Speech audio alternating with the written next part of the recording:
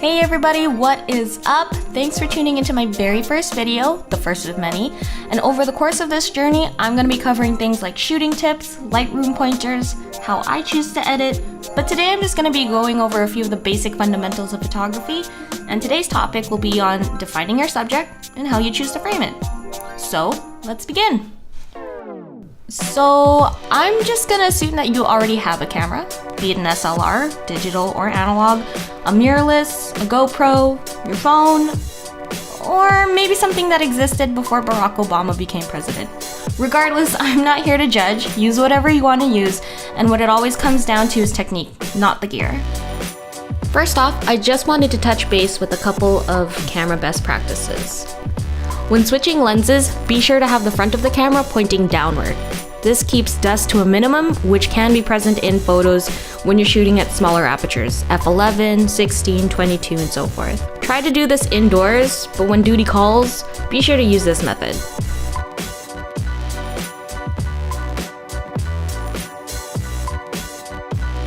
When using cameras with detachable lenses, be sure to keep your elbows in and support the lens from the bottom to ensure the most stability.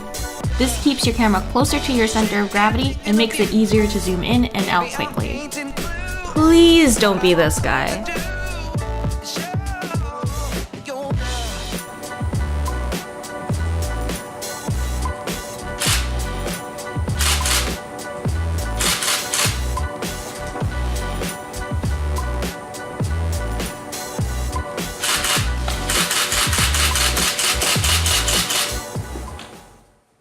So, what's your subject? You want to get a cool shot of that tree? Let's figure out how to separate it from the rest of the forest.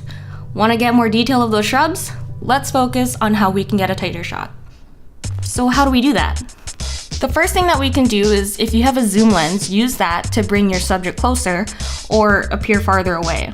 Keep in mind of the things in the background and foreground of your main subject so it's not too distracting, and that's when it's best to zoom in.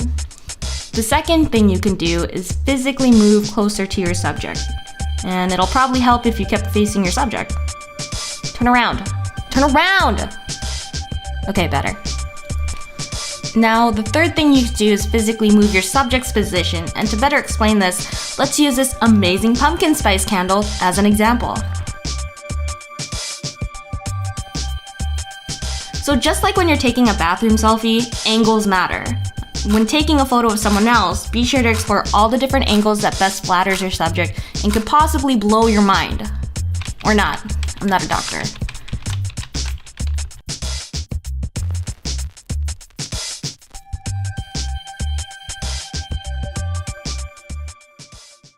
Alright, framing.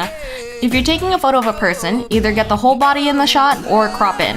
You're best to include the whole body in the shot and then crop in later during post, if necessary. If you're doing some close-up shots, be sure not to cut the frame on joint lines, and that means elbows, wrists, fingers, hips, knees, and ankles. If you can take the time to compose your shot, try and frame midway through, like forearms, thighs, above the hip, or below the shoulders. Don't forget to take the time to straighten your horizon. This sounds easy enough, but often we forget to take a few moments to compose our shot and just get it exactly how we want. In the end, it saves you time to get it right on the first try. Straightened horizons work best with landscapes, but you can get some off-angle shots with candids and detail shots.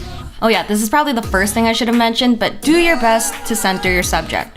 It sounds easy enough, but sometimes when we're in a hurry, we can forget to do so.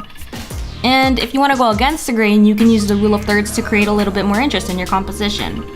When we're using the rule of thirds, we're aligning our subject at the line or using the intersections as markers to place their subject.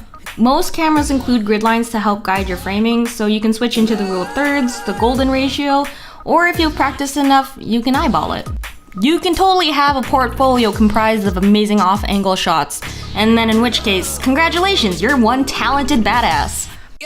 It all takes practice, so the more you practice, the faster you'll learn techniques, fundamentals, and what works for you. I can tell you that when I first started taking pictures, I thought I would absorb all the info I needed to be able to be a great photographer by reading my camera manual, and I tried to do that in 2 hours. Then I went outside to take photos and there were a lot of blurry messes and works of crap that I was just like, what the hell is wrong with me? Let me know what works for you, and if you have any other topics you'd like me to cover by leaving a message in the comments below. Next time, I'll be giving some quick tips about maneuvering your shutter speed, aperture, and ISO to define your exposure, and how to make your meter happy. Thanks again for watching. Don't forget to like and subscribe. You can find more of my work on Instagram and Facebook at Loso Photography. And remember, there's always something to learn and kindness to give. See you next time.